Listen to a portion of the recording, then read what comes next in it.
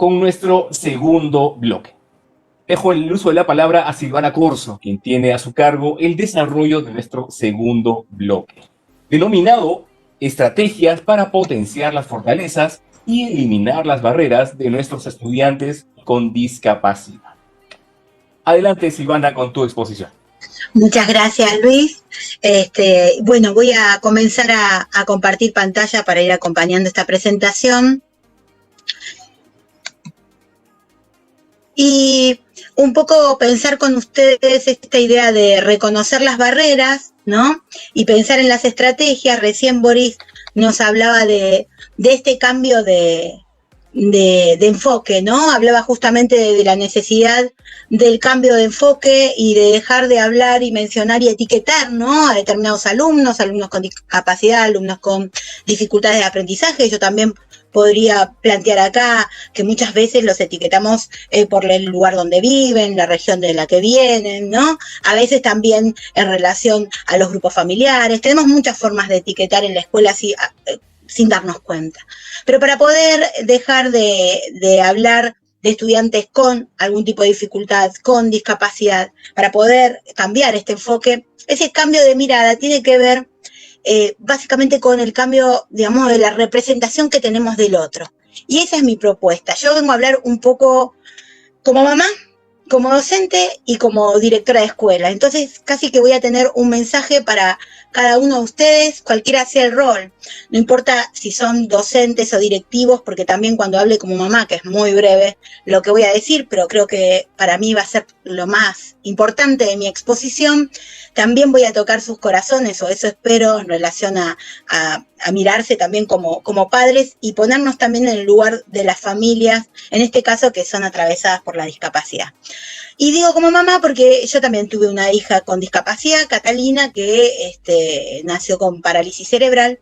Catalina falleció ya hace varios años, en el 2009, pero ¿por qué la traigo acá? Un poco le rindo un homenaje cada vez que puedo, porque gracias a ella es que estoy acá compartiendo mis experiencias. De alguna manera también me hice conocida por ella. Bueno, ¿por qué la traigo en este momento? Tiene que ver con qué sería la clave a la hora de poder dar respuestas a todos y cada uno de nuestros alumnos. Y la clave para dar respuestas tiene que ver con preguntarnos básicamente quién es el otro, ¿no? Y no preguntar qué tiene un alumno. Yo creo que esa es la base. ¿Quién es y no qué tiene? Y en el quién es yo me conecto con la prehistoria de nuestros alumnos, digamos, antes de llegar a la escuela. Con todo lo que tiene que ver con incluso su nacimiento, si fue un niño buscado, deseado, si es un niño amado. Uno puede decir, pero ¿cómo me voy a hacer semejante pregunta? Aquellos que fuimos atravesados por la discapacidad, no soñamos durante nuestro embarazo tener un hijo con discapacidad.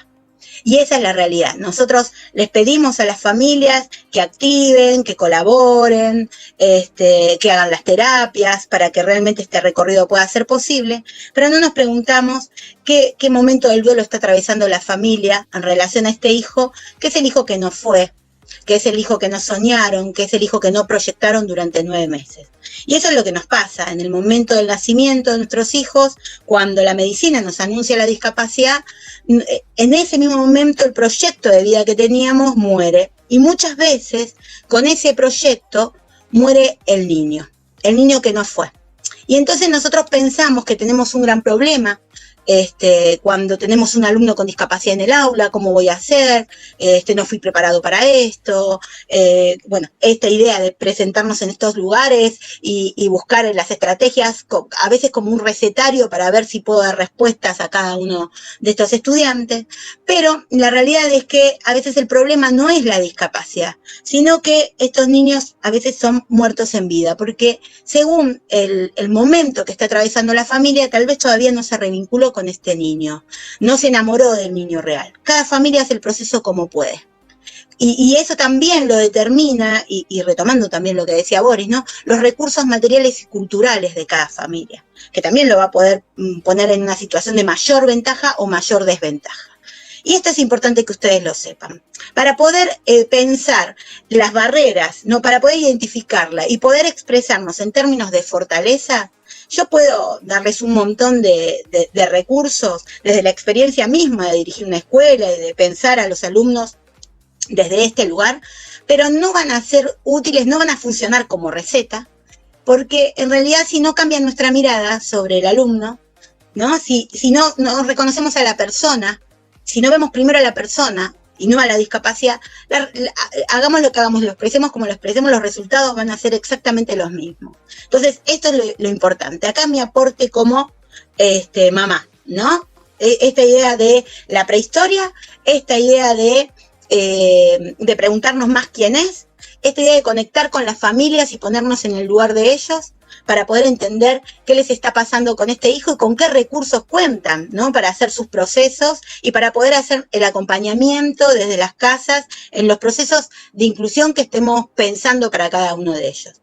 Si no rompemos con la representación que tenemos de la discapacidad, de la pobreza y de la riqueza también, no va a cambiar nada de lo que nosotros llevemos a la mesa como propuesta pedagógica. Puede ser de excelencia, pero los resultados siempre van a ser los mismos si no hay un cambio profundo de mirada sobre el otro. Entonces vuelvo a insistir con la palabra clave. Casi que yo podría cerrar la conferencia diciendo esto y nada más.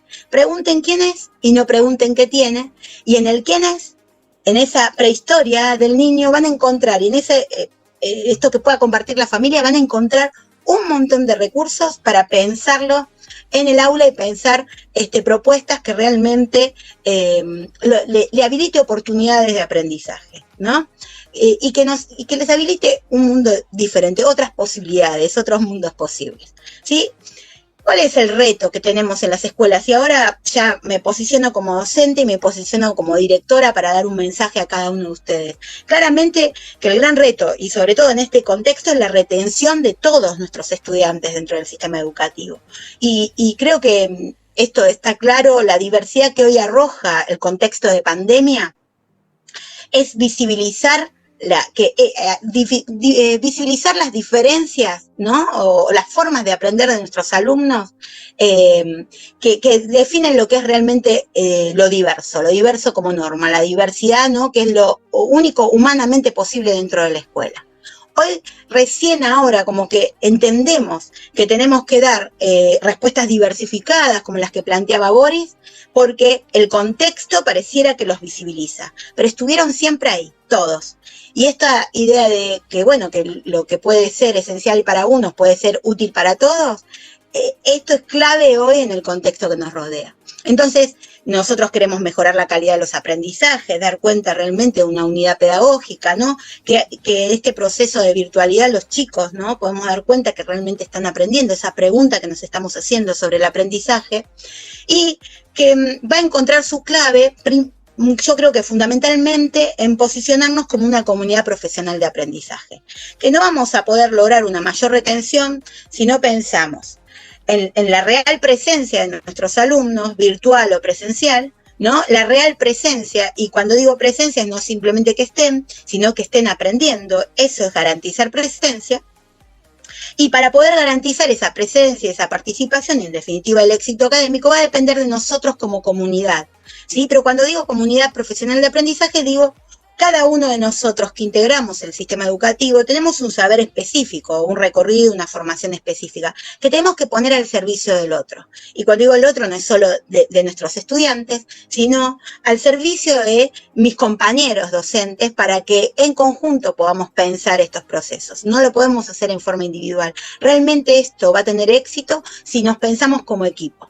Si compartimos nuestras experiencias, si nos enriquecemos con las experiencias del otro, digo, y hoy más que nunca, nuestras experiencias no tienen derecho de autor.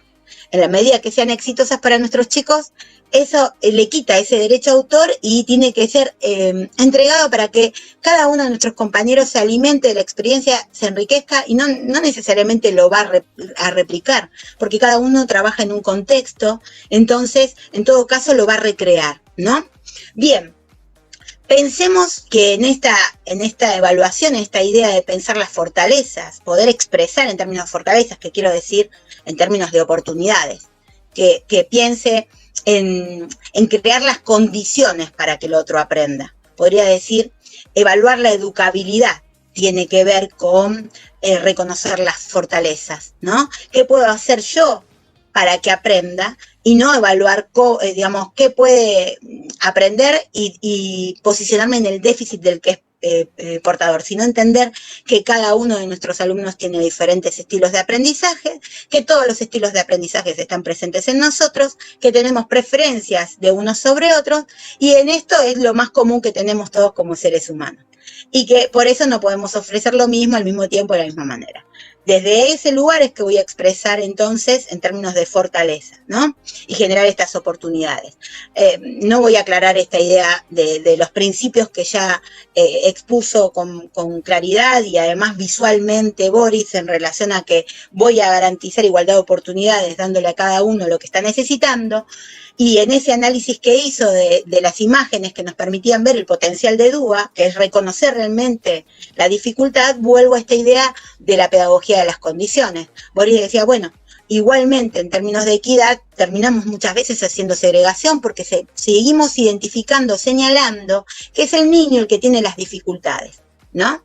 Y entonces, cuando se identifica que realmente la dificultad tiene que ver con nuestra propuesta pedagógica, con nuestra planificación, y podemos intervenir sobre la planificación, ahí realmente garantizamos igualdad de oportunidades sin señalamiento del otro. Y ahí podemos dejar de hablar de necesidades educativas especiales, ¿no?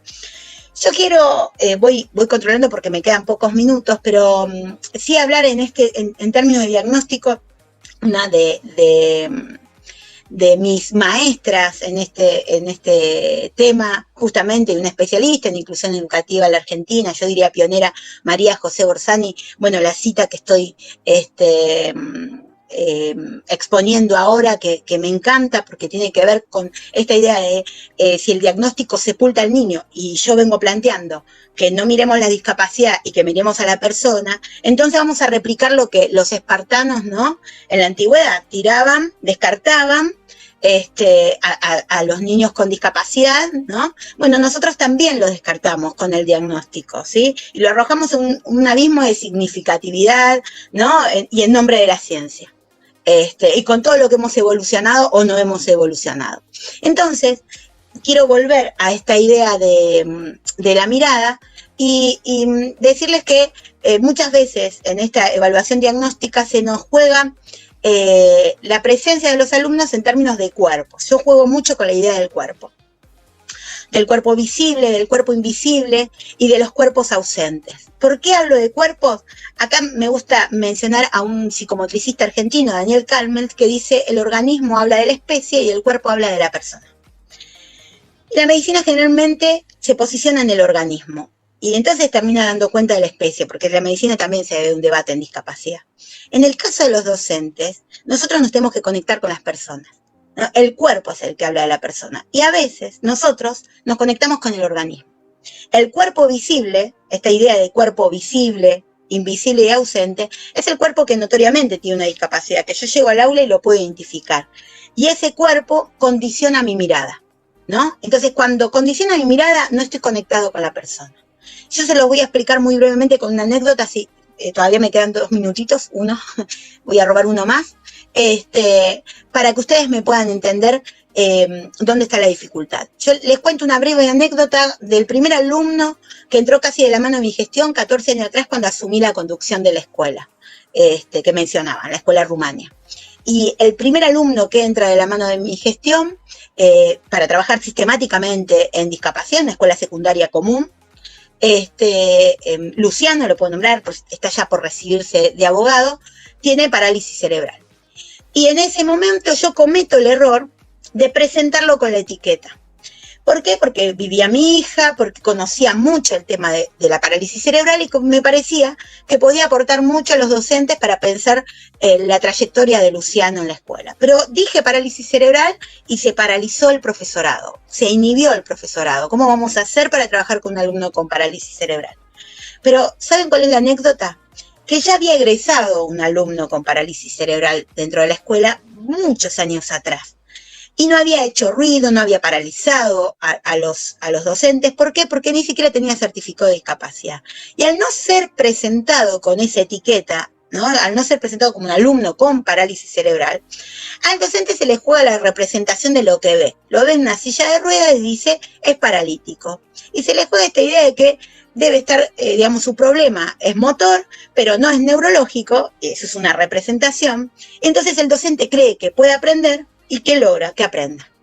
¿Entienden? Las representaciones del otro son las que limitan las oportunidades. Después vienen todas las estrategias que nos compartió Boris y muchas más, que con el poco tiempo que tenemos no podemos acá explayarnos, pero primero viene esta idea de poder hacer una, digamos, una reflexión de cada uno de lo que se nos juega cuando vemos una persona con discapacidad, hacer este ejercicio de mirar y decir qué estoy pensando, cuáles son mis miedos, y entonces pensar en esto que les decía a ustedes como estrategia que tiene que ver justamente con conectar con la persona y entender que no estoy mirando un organismo, ¿sí? Que estoy mirando una persona que tiene un nombre, que está condicionado por un contexto, por su historia familiar. Por eso no existe un niño con parálisis cerebral igual al otro, un niño con TEA igual al otro, etcétera. Sigo ahora como directora en el minuto que me estoy robando y les digo, y hablaba justamente de las comunidades profesionales de aprendizaje, que nosotros tenemos que tener mucha flexibilidad para pensar estos recorridos y esa flexibilidad la vamos a garantizar en espacios de formación permanente y de trabajo en equipo que debemos generar en las escuelas, ¿sí? Para poder variar las propuestas y hacer planificaciones en conjunto, interdisciplinarias y diversificadas con las cuestiones y características que nos compartió Boris. ¿Sí? ¿Qué podemos brindar como orientación a las familias? Nosotros en la escuela hacemos un diagnóstico que también tiene en cuenta a la familia, no solo lo que puede aportar en ese recorrido, sino que también tiene en cuenta por ahí qué puede obstaculizar, pero no en términos de porque niega y se empecina por algún proceso de inclusión, sino porque por ahí sobreprotege, y entonces nosotros también tenemos que pensar que estamos hablando de una formación integral y que no se trata solo de contenidos, ¿no?, académicos, sino también pensar esta vida de este joven, de este niño, de este estudiante, una vida independiente, ¿no?, con autovalimiento, autodeterminación. Esta es la formación integral. Entonces, ayudar a las familias a vivir este proceso de aceptación de la identidad de su hijo, ¿sí?, más allá del síndrome, porque a veces las familias se casan con la etiqueta porque así lo toman de la medicina. Bueno, ya hablando de esto de favorecer la autonomía, también ocuparnos de algunas cuestiones que desde la escuela podemos proponer para que ellos tengan realmente una vida autónoma fuera de la misma, ¿sí? Bueno, algunas cuestiones de responsabilidades que les podemos sugerir que asuman dentro de las casas para que después se repliquen dentro de la escuela, ¿no? Bueno, ya creo que me pasé muchísimo de tiempo, pero, y ya termino, juro. En total PowerPoint queda, algunas cuestiones que a veces uno piensa para todos, son tan básicas que para los chicos con discapacidad es igual, o sea, no hay diferencias, como preguntarse si entendieron realmente las consignas para realizar el trabajo. Esto lo debemos hacer con todos los alumnos, ¿no? A ver que revise cuando finalizó la tarea para verificar que siguieron todos los pasos, glosarios por áreas y diccionario, ¿sí? Si tiene muchas partes las tareas, a dárselas secuenciadas, pero esto es un ABC para pensar a todos nuestros alumnos dentro de la escuela. Bueno, no me puedo explayar más, porque me pasé de tiempo. Bueno, muchas gracias por la oportunidad y espero haber sido clara. Voy a dejar de compartir.